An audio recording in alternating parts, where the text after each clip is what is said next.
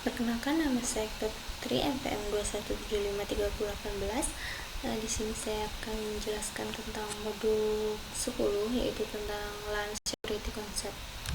Oke, di sini itu kita langsung masuk ya. Untuk bagian atau tujuan dari modul itu sendiri yaitu tentang security concept atau keamanan pada LAN gitu. Dengan tujuan itu menjelaskan bagaimana kerentangan atau bahayanya keamanan LAN. Di sini juga terdapat topik title, yaitu yang pertama tentang endpoint security, yang menjelaskan tentang bagaimana cara menggunakan keamanan titik akhir untuk mengurangi attack, ya, untuk mengurangi serangan. Kemudian access control, itu juga menjelaskan bagaimana AAA and 802.1x itu digunakan untuk mengautentikasi titik akhir dan perangkat LAN. Kemudian ada layer 2 security threat, yaitu dengan tujuannya itu untuk mengidentifikasi kedatangan pada layer 2.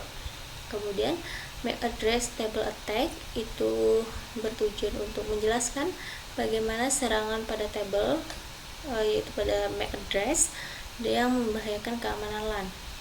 Kemudian ada LAN attack, yaitu dengan tujuan untuk menjelaskan bagaimana serangan LAN membahayakan keamanan LAN.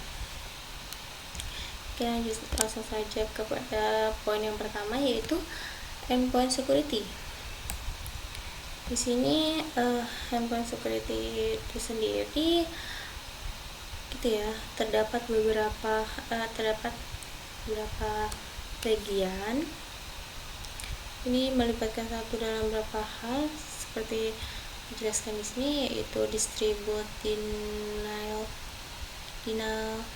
of service, yaitu itu adalah sebuah serangan yang terordinasi dari banyak perangkat yang disebut dengan zombie, dengan tujuan menurunkan atau menghentikan akses publik ke situs web dan sumber daya organisasi. Kemudian ada juga data breach atau pelanggaran data, yang ini adalah sebuah serangan yang dimana server data atau host itu disusupi untuk mencuri informasi rahasia. Kemudian juga ada malware. Malware itu adalah serangan di mana host organisasi atau host itu terinfeksi dengan perangkat lunak berbahaya yang menyebabkan berbagai masalah. Misalnya ransomware. Ransomware itu seperti WannaCry mengenkripsikan data pada host dan mengunci aksesnya hingga terdapat uang tebusan yang harus dibayarkan, seperti itu. Kemudian di sini ada network security device, yaitu berbagai perangkat keamanan jaringan yang diperlukan untuk melindungi parameter jaringan dan akses luar. Perangkat ini dapat tercakup ya, include-nya itu ada virtual private network, kemudian next generation firewall, dan network access control. Untuk bagian router virtual private network ini sendiri, itu dia menyediakan koneksi aman yang dimana penggunaan jarak jauhnya akan melalui jaringan publik ke jaringan perusahaan, itu. Kemudian untuk next generation firewall, itu dia menyediakan inspeksi paket, stateful, visibilitas, dan kontrol aplikasi. Kemudian untuk network access control, yaitu termasuk layanan yang autentikasi, dan accounting, atau table and service, di mana perusahaan yang lebih besar itu layanannya dapat disambungkan ke dalam alat yang dapat mengelola kebijakan akses di berbagai jenis pengguna dan perangkat, gitu. Lalu endpoint protection-nya sendiri itu terdapat endpoint. Endpoint itu sendiri adalah host ya, host yang terdiri dari laptop, desktop, kemudian server dan telepon IP serta perangkat milik karyawan. Kemudian ada endpoints. Biasanya itu menggunakan fitur keamanan berbasis host tradisional seperti antivirus ataupun firewall berbasis host dan sistem pencegahan intrusi berbasis host atau HIPSS. Kemudian endpoint itu juga pada saat ini tuh paling dilindungi oleh kombinasi NAC, MPSware, dan email security application. Kemudian juga oleh web security application. Lalu di sini juga itu ya, ada tentang Cisco email security atau keamanan email pada Cisco. Di sini di sini ada beberapa fungsi dari Cisco ISA, yaitu yang pertama untuk memblokir no threat atau ancaman yang tidak diketahui, kemudian remanded terhadap malware atau yang menghindari deteksi awal gitu. Kemudian discard atau membuang email dengan tautan yang bad atau buruk gitu kan. Kemudian memblokir akses ke situs yang baru terinfeksi. Selanjutnya yaitu menkripsikan konten di email untuk mencegah kehilangan suatu data gitu. Kemudian di sini ada Cisco Web Security ya. Cisco Web di sini kan ada Cisco Web Security Appliance atau WSE. Ini adalah sebuah teknologi mitigasi untuk ancaman berbasis web. Di sini dia membantu organisasi mengatasi tantangan, mengamankan dan mengendalikan lalu lintas web gitu ya. Kemudian WSE ini juga menggabungkan perlindungan malware tingkat lanjut, visibilitas dan kontrol aplikasi, kontrol kebijakan pengguna yang dapat diterima, dan pelaporan. Cisco ini memberikan kendali penuh atas cara penggunaan mengakses internet. Kemudian untuk WSR juga dapat dia melakukan daftar ya ke blacklisting URL. Yang ke poin kedua yaitu akses control. Untuk akses control sendiri itu memiliki banyak jenis ya.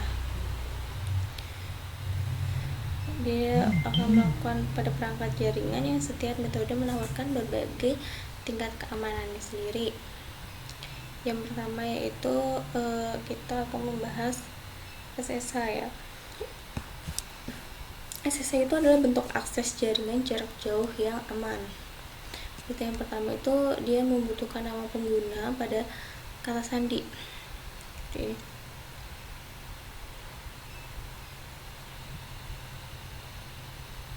Kemudian nama pengguna dan kata sandi itu dapat diautentikasi secara lokal ya. Jangan minta untuk menginput SSH, kemudian kata sandinya itu atau passwordnya itu dia diautentikasi secara lokal. Kemudian local database itu memiliki beberapa keterbatasan di sini, seperti akun pengguna harus dikonfigurasi secara lokal di setiap perangkat yang tidak dapat diskalakan. Kemudian metode ini juga tidak menyediakan metode autentikasi fallback.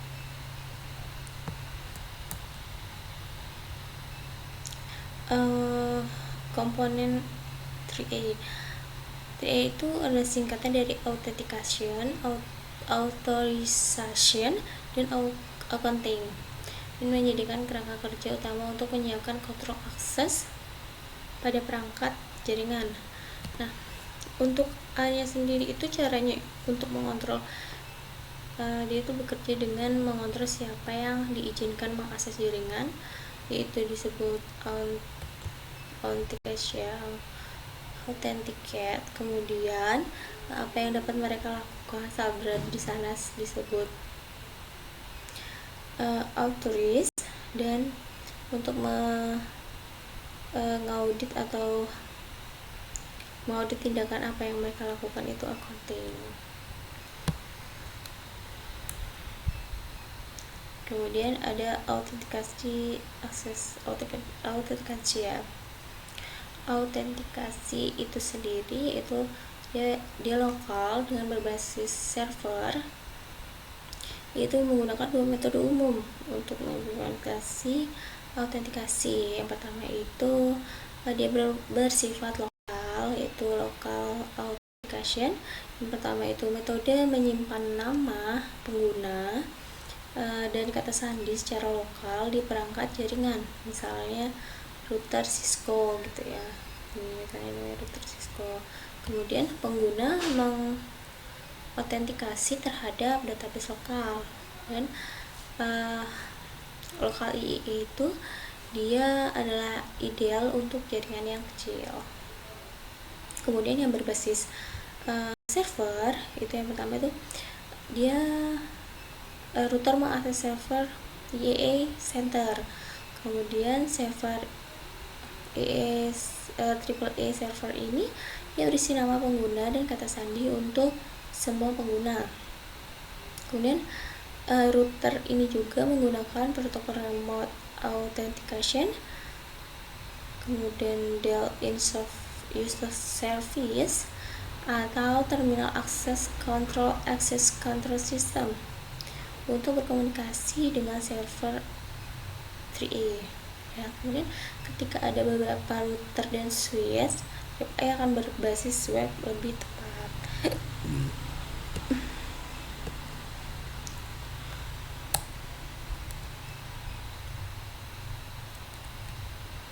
Nah, di sini untuk yang bagian akses kontrol 802.1x, di sini dia adalah suatu protokol identifikasi dan kontrol akses berbasis port.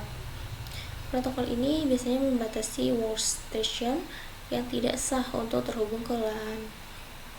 Di sini juga dengan autentikasi berbasis 802.1x, perangkat di jaringan itu memiliki peran khusus. Yang pertama yaitu dia sebagai klien atau suplikan, di mana perangkat yang menjalankan perangkat lunak klien yang sesuai dengan 802.1x yang tersedia untuk perangkat berkabel atau nirkabel. Kemudian ada switch, dia itu bertindak sebagai pelantara antara klien dan server. Ini ya, di sini ini dia si klien, kemudian di sini dia switch dan ada server. Dan server ini dia bertugas untuk memvalidasi identitas klien dan memberikan pengetahuan tentang switch tentang switch atau titik akses nirkabel, bahwa klien itu diizinkan atau tidak diizinkan untuk mengakses LAN dan beralih layanan gitu. Kemudian untuk yang poin ketiga yaitu tentang layer 2 security threat atau keamanan pada layer 2. Kerentangan atau layer 2 vulnerabilities atau kerentanan ya. Di sini itu biasanya itu jaringan itu secara rutin menerapkan solusi keamanan untuk melindungi elemen lapisan 3 ataupun lapisan 7, lapisan 3 hingga lapisan 7. Mereka menggunakan perangkat VPN atau firewall dan IPS untuk melindungi elemen. Tapi dalam layer 2 itu bisa terganggu, maka semua layer yang di atasnya itu terpengaruh. Misalnya jika autor ancaman dengan akses ke jaringan internal mengangkat bingkai lapisan 2, maka semua keamanan yang diterapkan pada lapisan di atasnya itu tidak akan berguna gitu. Kemudian untuk suite attacks kategori ya, yang pertama itu dengan kategori keamanan itu hanya sekuat tautan pada lapisan 2 dianggap sebagai tautan lemah, seperti itu. Jadi dapat dikategorikan ya. Yang pertama itu MAC tablet attack, itu contohnya itu termasuk dalam serangan flooding ya, MAC address, pada MAC address gitu.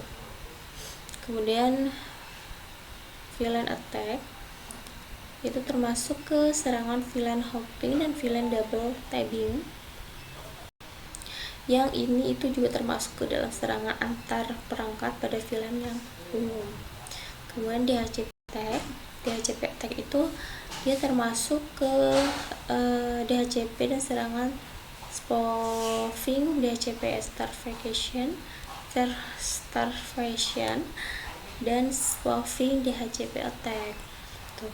Kemudian ARP attack itu termasuk ke spoofing ARP dan serangan keracunan ARP.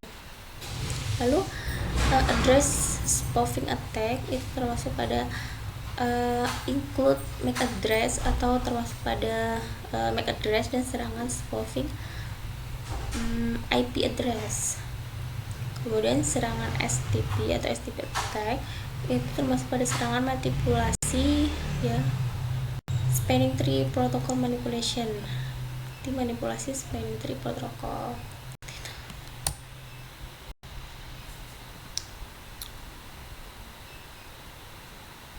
Nah di sini itu suite attack mitigation ya, mitigasi attack, yaitu tentang keamanan port security, yaitu mencegah berbagai jenis serangan termasuk serangan flooding pada MAC address dan serangan starvation pada DHCP. Kemudian ada DHCP snooping, dia mencegah starvation dan DHCP spoofing ya, serangan spoofing DHCP. Kemudian dynamic ARP inspection, dia itu mencegah spoofing ARP dan serangan poisoning atau keracunan ARP. Kemudian adanya IP shortcut, itu dia mencegah serangan spoofing pada MAC address dan IP. Ada IP address juga ya. Di sini diberikan solusi itu pada lapisan atau layer 2 agar akan lebih efektif jika protokol manajemen itu tidak diamankan. Salah satunya itu selalu gunakan always secure, yaitu selalu gunakan varian protokol yang aman seperti SSH, secure protokol, secure FTP, dan secure socket layer atau transport layer security. Kemudian mempertimbangkan untuk menggunakan jaringan apa pada out of band untuk mengelola perangkat. Kemudian juga menggunakan VLAN manajemen khusus yang dimana hanya ada manajemen traffic receipt. Lalu gunakan AEC itu untuk memfilter akses yang akan digunakan. Selanjutnya itu MAC address table attack.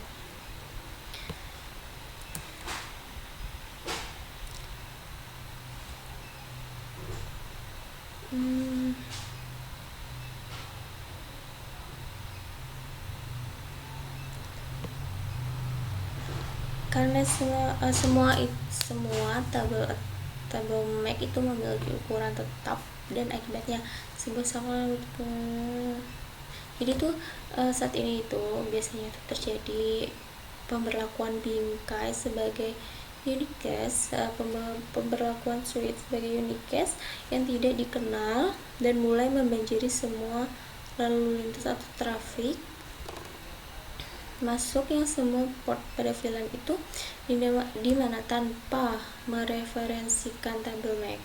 Kondisi ini biasanya itu memungkinkan akan aktor ancaman untuk menangkap semua frame yang diinginkan dari satu host ke host lain di LAN lokal atau VLAN lokal.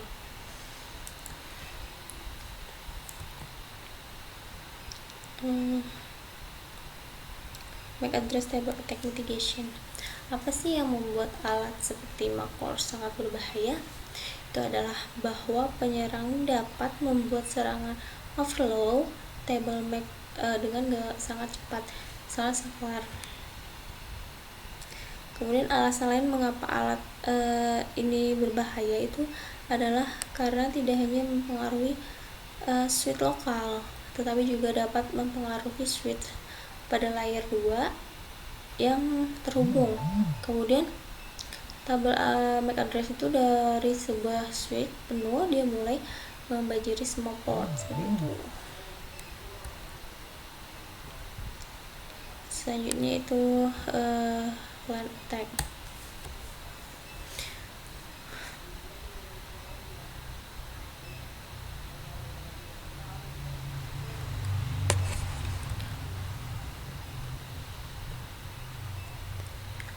VLAN hopping attack atau serangan hopping ya. Serangan hopping VLAN itu memungkinkan traffic dari satu VLAN untuk dilihat oleh VLAN lainnya tanpa bantuan router. Biasanya dalam serangan lompat atau hopping VLAN dasar itu, ancaman yang mengkonfigurasi host untuk bertindak seperti switch untuk memanfaatkan fitur port tracking. Port trunking ya, trunking otomatis yang diaktifkan secara default di sebagian besar port. Kemudian pelaku ancaman itu akan mengkonfigurasikan untuk memalsukan pesinyalan 202 satu key dan penyimpanan dynamic trunking protocol. Pemilik Cisco itu keterang dengan saklar hubung. Jika berhasil,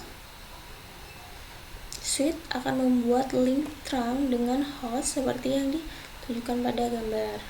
Gitu ya. Dia akan membuat trunk seperti ini untuk akses. Kemudian ada juga VLAN double tagging attack atau serangan penandaan ganda VLAN seperti itu ya.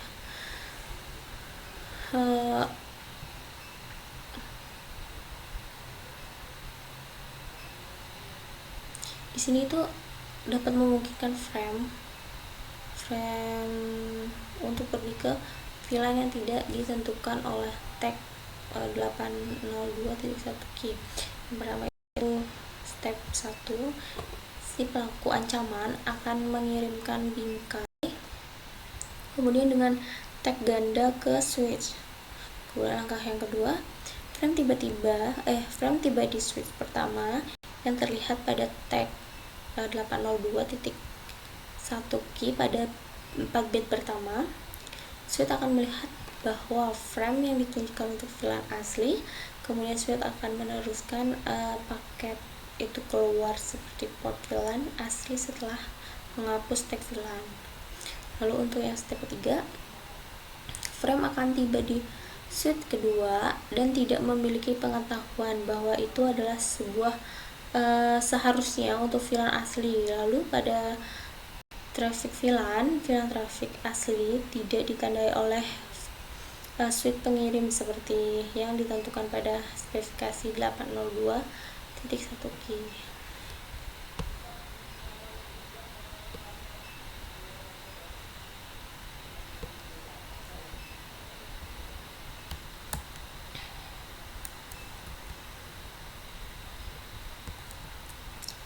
Di sini untuk mengatasi suatu mitigasi VLAN attack mitigasi. Di sini kita serangan VLAN hopping dan VLAN double tagging itu dapat dicegah dengan menerapkan pedoman keamanan trunk berikut ini. Yang pertama itu disable trunking di semua port akses, kemudian disable trunking otomatis pada tautan trunk sehingga trunk harus diaktifkan secara manual. Lalu pastikan VLAN asli itu hanya digunakan untuk link trunk.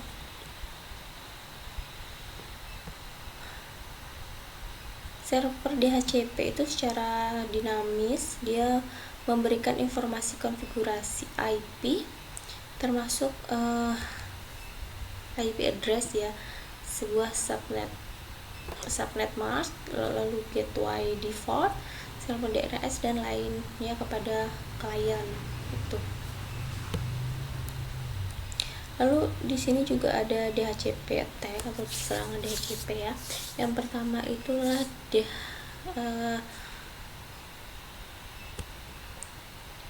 untuk mengatasi serangan DHCP starvation dan DHCP spoofing, kita dapat menguranginya dengan menerapkan pengintaian pada DHCP. Yang pertama itu adalah DHCP starvation attack, yaitu dengan tujuan dari serangan ini adalah untuk membuat DOS atau DOS untuk menghubungkan klien, sehingga pada DHCP starvation itu membutuhkan alat serangan seperti Gobbler. Kemudian ada DHCP spoofing attack. Ini terjadi ketika server DHCP itu terhubung dengan jaringan dan memberikan parameter konfigurasi IP palsu ke klien yang sah gitu. Server ini tuh dapat memberikan berbagai informasi yang menyesatkan, yaitu termasuk yang berikut. Yang pertama itu gateway default yang salah, lalu server DNS yang salah, kemudian IP address yang salah gitu.